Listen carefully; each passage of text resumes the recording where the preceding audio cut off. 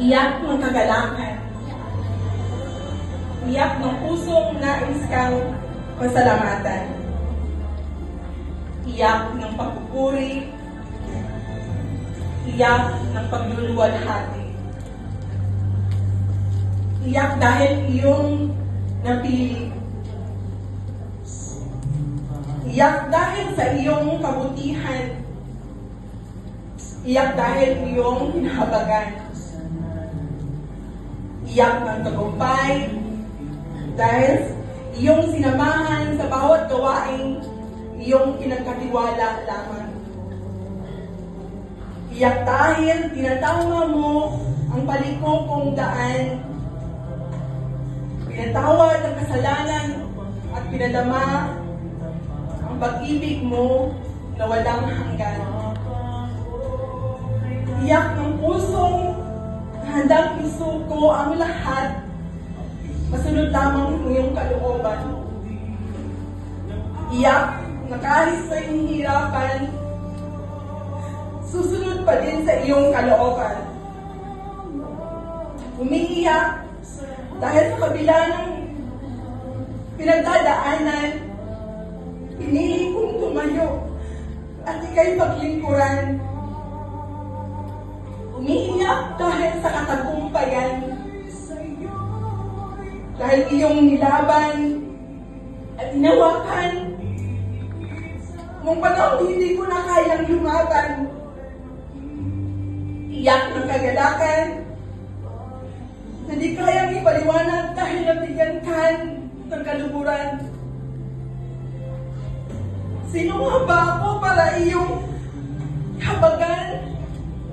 Mabubuti kong gawa, parang maruming basahan lamang sa iyong harapan.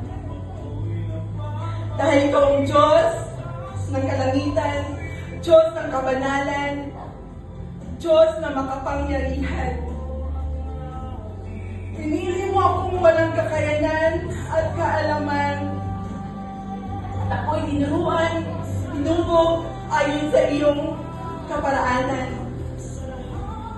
At lahat ng ito, kung aking babalikan, ang aking nakaraan, buhay na walang kabuluhan at walang pagtutunguhan. Tinawag mo, pinili mo, inayos mo para magamit sa iyong kalwalhatian. Iyak na nagpapasalamat sa pagkakataong iyong magamit para ikay parangalan. Ikaw, anong mga iyak mo? Panalangin ko ng sunod mga iyak mo dahil inugo na ng Diyos ang mahabang panalangin mo. Na sana, sa susunod na iyak mo, hindi na dahil may problema ang kinakaharap, kundi dahil sa gitna ng problema nararanasan mo ang kanyang pagsama at ang kanyang presensya. Iiyak pero pipiliing lumaban. Hawak ang mga pangako niyang magpapatibay at magiging iyong kalakasan. Na sana, susunod na iyak mo ay iyak na ng katagumpayan. Iyak ng kagalakan. At ang iyak ko ay magpapasalamat. Magpasalamat sa pagkakataong siya ay maalagaan at matulungan. Pero kailangan siya nagtulungan.